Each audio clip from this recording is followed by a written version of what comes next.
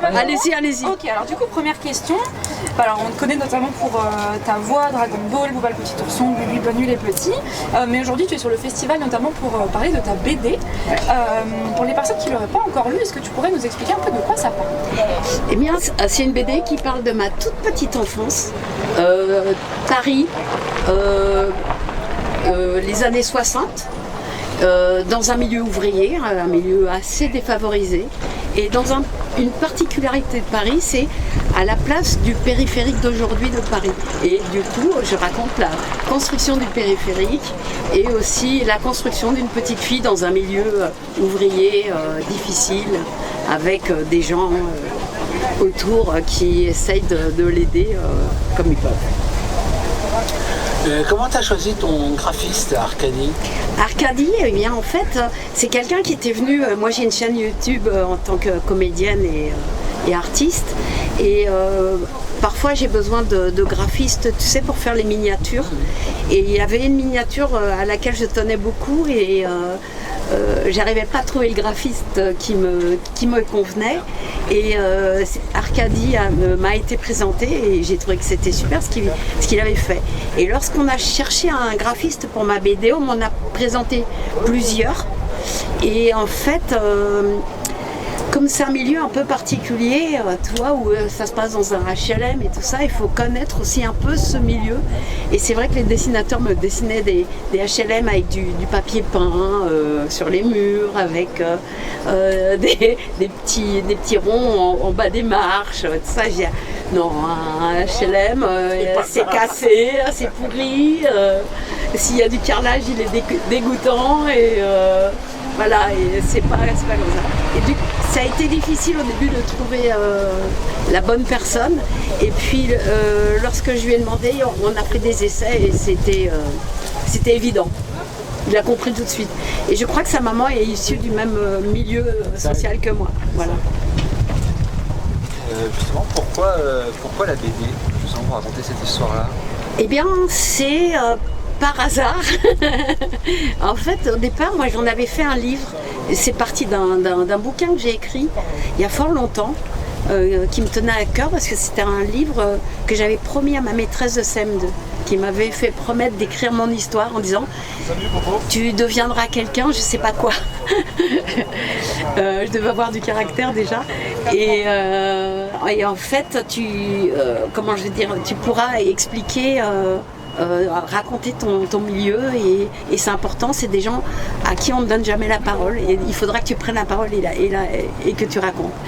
Et toi, quelques années plus tard, moi je suis allée au lycée et puis au lycée, il se trouve que moi j'adorais les mathématiques, donc je suis allée en mathématiques et j'ai couru voir ma maîtresse en disant « Waouh, j'ai la meilleure des sections, je suis en mathématiques » et elle s'est mise à pleurer.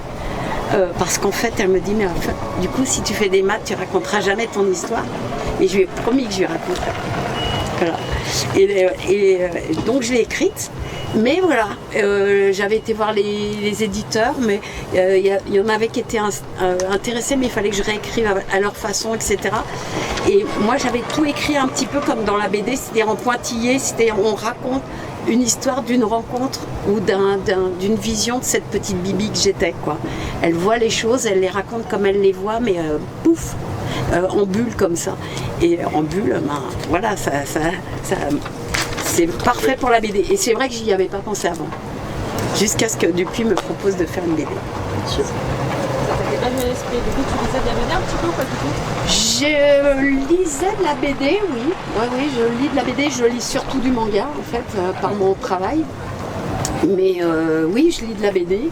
J'ai rencontré tard, en fait, la BD. Parce que dans mon milieu, il n'y avait pas de livre. Et je l'ai rencontré, en fait, la BD en travaillant. Toi, j'ai travaillé sur Cédric, sur Bouli, sur des choses qui étaient issues de la BD. Et du coup, tu t'y intéresses et puis tu arrives à la BD classique et puis à la BD d'aujourd'hui. Pour revenir un peu sur les mangas, tu as travaillé beaucoup sur les personnages que vous connaissez, comment habiter, etc. Tu as une voix à plein de personnages. Est-ce que raconter ton histoire, ta propre histoire, ça a été plus difficile ou... Ah oui, c'est très étrange. C'est très étrange parce qu'effectivement, moi ça fait des années, ça fait 40 ans que je travaille dans le milieu du doublage, de l'animation, du dessin animé, tout ça, et je donne vie à plein de personnages qui sont jamais moi, qui me ressemblent aussi parfois, ou qui sont proches de moi ou pas. Et là, ben, c'est moi. Donc, d'ailleurs, j'adorerais que la petite Bibi soit mise en dessin animé, ce serait rigolo. Mais voilà, oui, c'est intime, c'est difficile. Au début, c'était difficile en fait de parler de la BD parce que ça parlait vraiment de moi, de mon intimité, quoi. Mais c'est chouette. C'est chouette. Ça sera un one-shot ou il y aura autre chose? Est-ce que ça ouvre des portes? Je pense que ça ouvre des portes, mais il faut demander à mon éditeur. Bon, il ne sera pas contre. S'il est content, si ça marche bien, je pense qu'il y aura une suite.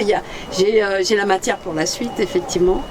Mais oui, en plus, c'est ouvert, la fin, oui. on part en vacances. Donc oui, c'est ouvert et j'espère qu'il y aura une suite. Une question, comment tu es arrivé dans le manga en fait? Comment je suis arrivée dans le manga? Ben, un peu comme Obélix, je suis tombée dedans. C'est-à-dire, tu vois, il y avait les années 80 qui arrivaient. Il y avait 2 chaînes de télévision en France. Il y avait le dessin animé pour enfants, c'était Disney et Hanna-Barbera. Et d'un seul coup, il y a l'animation japonaise qui arrivait en France. Par le Club Dorothée, parce que c'était de l'animation qui n'était pas très chère et qui pouvait amener en quantité énorme. Et mes aînés, en fait, les comédiens qui étaient là avant moi et qui dirigeaient les plateaux, etc., connaissaient pas du tout cette culture et m'ont dit, toi t'es jeune, forcément tu connaîtras ça, forcément tu seras mieux. Laisse passer le cadeau. Forcément, tu sauras mieux ce que c'est et mieux le défendre que nous parce que nous, on ne connaît rien à cette culture. Et je suis tombée comme ça, par hasard, dans la culture japonaise où j'ai commencé à diriger des animés, en fait, avant le manga, avant de lire le manga, comme Théo et la batte de la victoire, Vas-y Julie, J'aime la gym, tout ce que vous avez vu quand vous étiez petit. Et puis les années ont passé et en 89, on m'a demandé de venir au Japon parce que Dragon Ball marchait hyper bien en France et les seiyuu japonais sont des dieux sur terre. Et du coup, pour les Japonais, en fait, si ça marchait bien en France, c'était grâce à ma voix, forcément, puisque c'était la voix de Goku qui primait pour eux, quoi. Et donc je suis arrivée là-bas et j'ai découvert que le dessin animé chez eux, c'était tout un art et aussi un média pour parler aux adolescents, aux adultes et aux enfants, mais pas que aux enfants comme nous en France. Et j'ai découvert le dessin animé pour adultes là-bas. Et puis j'ai découvert le manga papier. Voilà. Et justement, pour continuer là-dessus, c'est vrai qu'au début de ta carrière, j'imagine que les comédiens de doublage n'étaient pas autant presque adulés qu'aujourd'hui. Bien sûr. À quel moment tu t'es rendu compte que les comédiens de doublage étaient vraiment importants pour les gens en France? Je m'en suis rendu compte au moment où j'ai fait la première Japan Expo, en fait. Où j'ai 3 oiseaux de 20 piges qui viennent de me demander de faire partie de leur festival. Amicalement, je leur dis ben oui, c'est un festival autour du Japon et notamment de Dragon Ball. J'étais ravie, quoi, mais je voyais pas à quoi ça pouvait servir. Et quand je suis arrivée en scène, il y avait des milliers de gens, quoi. Et là, tu réalises que il y a des milliers de gens qui t'attendent. Ensuite, il y a eu Internet. Moi, j'ai ouvert ma chaîne YouTube où il y a eu, je crois que j'ai explosé tous les compteurs l'année de l'ouverture de la chaîne. Je crois que j'ai eu 100 000 abonnés le premier jour. Donc c'était fait. Et du coup, voilà, les gens sont venus nous voir, nous poser des questions, puis on a essayé d'y répondre. Et aujourd'hui, c'est chouette, quoi. Il y a des gens comme Donald Renew, il y a des gens comme Dorothée, etc., qui arrivent à s'exprimer aussi. Et les gens, effectivement, ont mis un visage sur les voix. Mais sur Dragon Ball, effectivement, ça a été un petit peu avant. parce que c'était une licence qui explosait et qui a beaucoup marqué, quoi. Sujet qui fâche, Ouais, dis-moi. doublage, IA, le Ouais. vol des voix, c'est assez remonté là. Oui, je suis remontée là-dessus. Effectivement, on a construit un collectif qui s'appelle Touche pas ma VF, où j'étais un petit peu le fer de lance, quoi, de ce collectif pour dire que tous les artistes, hein, aussi bien les graphistes que les musiciens, que les comédiens, leur matériel, leur art a été volé, absorbé par l'IA. Et en fait, les gens qui utilisent l'IA peuvent s'en servir comme ils veulent. Ce qui fait qu'on entendait nos voix sur tous les réseaux, nos personnages étaient détraqués par l'IA et puis on nous faisait dire des bêtises et tout ça. Donc on a demandé que ce soit légiféré, qu'il y ait un cadre, qu'il y ait une traçabilité aussi, qu'on sache si ma voix a été utilisée ou pas pour faire un programme. Voilà, pour l'instant, on est en train de discuter, mais c'est difficile, compliqué. Et tout un temps, pendant 2 ou 3 ans, on ne nous a pas du tout entendus. On était à 250 000 signatures. Et on avait Rafida Dati qui ne voulait toujours pas nous recevoir. Et là, avec Catherine Pégard, c'est autre chose. Il y a du respect et puis il y a de l'écoute. Et on essaye de voir ce qu'on peut faire ensemble et comment légiférer ça. Sauf que maintenant, ça a beaucoup avancé. Toi, on l'aurait pris au départ, c'était un peu plus simple. Mais j'espère qu'on trouvera. Que ça coule, hein, voilà. J'espère qu'on trouvera des solutions. Pour revenir sur la BD, tu parlais de la manière d'écrire tout à l'heure, Oui. et moi je trouvais que le ton justement était très juste parce que tu parles de sujets qui sont parfois très durs, difficiles. Est-ce que c'est la manière dont tu t'en souviens en tant qu'enfant, la manière dont tu les racontes, ou alors c'est justement pour les rendre plus accessibles aux lecteurs? Ah non, vraiment, je tenais beaucoup à cette écriture. J'ai embêté Arcadie que tu peux pas imaginer. Je pense qu'à un moment, il a dû me détester. En fait, c'était vraiment pour moi le regard d'un enfant dans notre vie, quoi, dans notre ville. C'est le regard d'un enfant. Et je voulais vraiment que ce soit la parole d'un enfant. Et il est vrai que dans mon métier, j'ai beaucoup eu la parole d'enfant et j'ai beaucoup été l'enfant de service et tout ça. Et je tenais beaucoup à cette parole en me disant, elle est sans réflexion, elle est sans jugement. L'enfant, il regarde avec ses yeux, il pense des choses, il dit ce qu'il pense. C'est pas forcément juste, c'est pas forcément vrai. Mais et j'ai toujours voulu qu'il y ait cette ambiguïté en disant, est-ce que cet événement est vrai ou est-ce que c'est vu par l'enfant? Je ne voulais pas y répondre frontalement. Voilà. Parce que c'est sans jugement et sans filtre aussi. Exactement. Est-ce que écrire ça t'a permis, toi, dans le lien que tu as avec ce passé qui est des fois difficile et traumatique, avec je pense à ce monsieur qui venait à la sortie de l'école. Ça, ouais. Ça a été quoi? Ça t'a fait quoi d'écrire ça? C'est toujours difficile, je pense que l'écriture est un art vraiment difficile, mais effectivement ça permet aussi de mettre sa propre pensée très au clair et puis de continuer d'avancer aussi, parce que je pense qu'on a tous des valises à porter de notre enfance qui sont plus ou moins lourdes. Et après on fait avec ou pas, on continue de les porter, les avoir sur le dos, ou on arrive à les poser de temps en temps. Et j'ai l'impression qu'en faisant la BD, j'ai un petit peu posé mes valises, en tout cas certaines, ce qui fait que ça existe, c'est pleinement là, ça me représente, c'est exactement ce que je voulais dire, tu vois. Et ça va me permettre aussi de continuer de faire autre chose, tu vois, d'avancer. Voilà. C'est important aussi. Voilà. Parce que toi, sinon, tu restes tout le temps dans le pathos. Je voulais pas que ce soit pathos, justement, toi. Parce que j'aurais pu partir en larmes, machin et tout. Je me disais, c'est pas intéressant, c'est pas ça qui est intéressant. Ce qui est intéressant, c'est le témoignage, c'est de dire qu'il y a des gens différents, il y a des gens qui vivent difficilement. Là tout à l'heure en venant, j'ai croisé un petit jeune homme de 14-15 ans qui avait pas de chaussures, qui me demandait à manger. Tu vois, tu te dis la misère elle continue d'exister, quoi, tu vois. Et il faut en parler et il faut donner la parole aux gens, à ces gens-là, parce qu'on ne sait pas d'où ils viennent, ils font juste peur. Tu vois, nous, quand on arrivait avec... on était vraiment les zonards. Et quand les zonards qui arrivaient quelque part, tout le monde se planquait, fermait les portes, tout ça.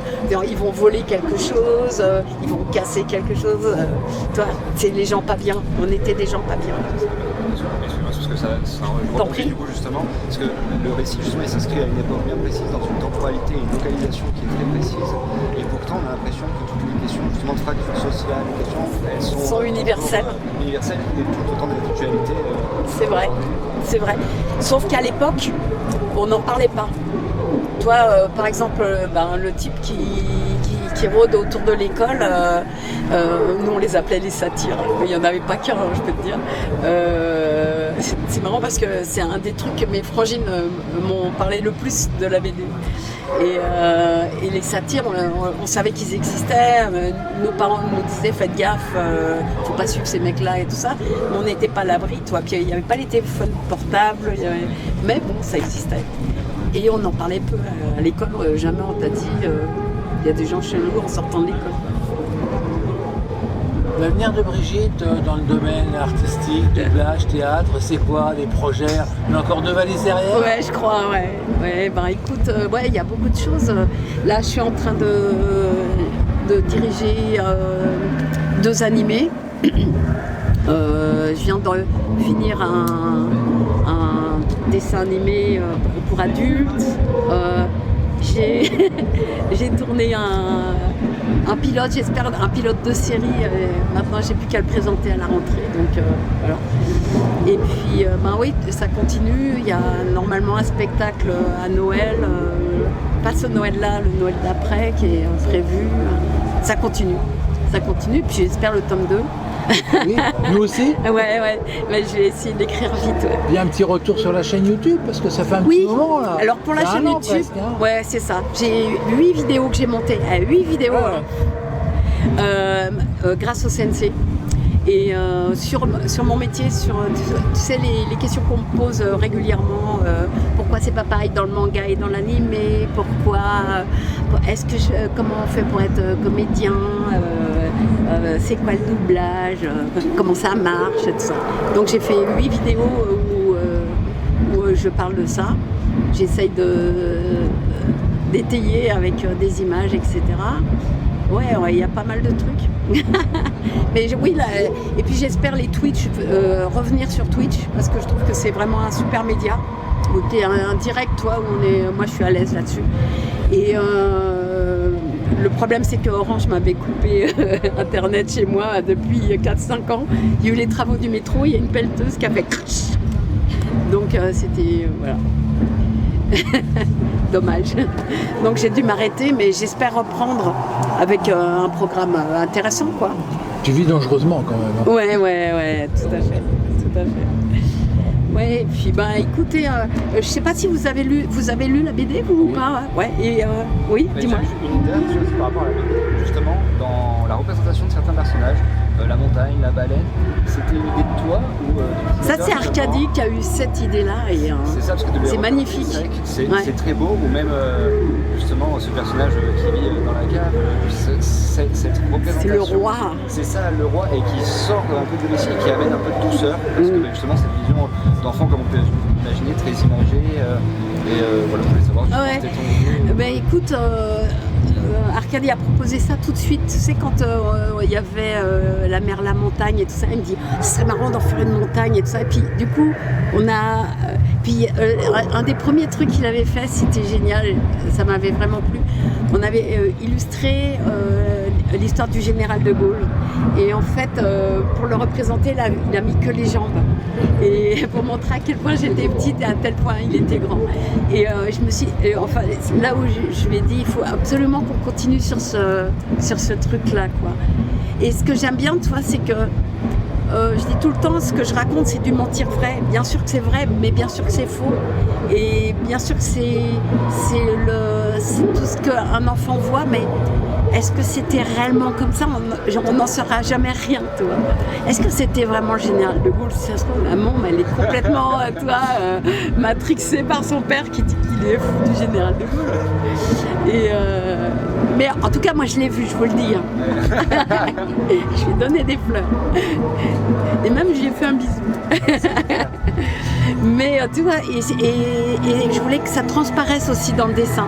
Et grâce à ça, je pense que Arkady est arrivé, toi là, le pauvre gamin qui est gros, qu'on appelle baleine, toi, qui est représenté en baleine.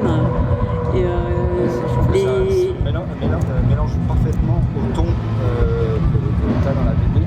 C'est-à-dire qu'on est dans cet univers qui est vraiment dur et voilà, il y a des sujets où tu peux couper un peu la lecture, il y a souffler. En même temps, ce dessin avait une légèreté et une douceur qui fait que bah ouais. Bah, ça donne un peu d'onirisme en fait.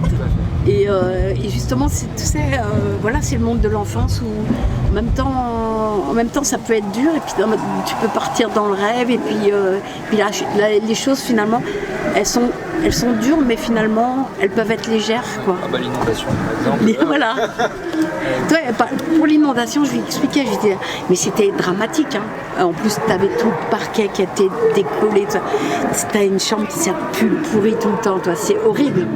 Et quand il a commencé à faire un truc en disant, ouais, on va jouer, je fais, ah ouais, mais comment rendre le truc, toi, parce que c'est vraiment l'horreur en fait.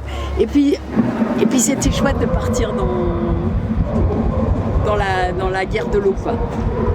Non, c'est chouette.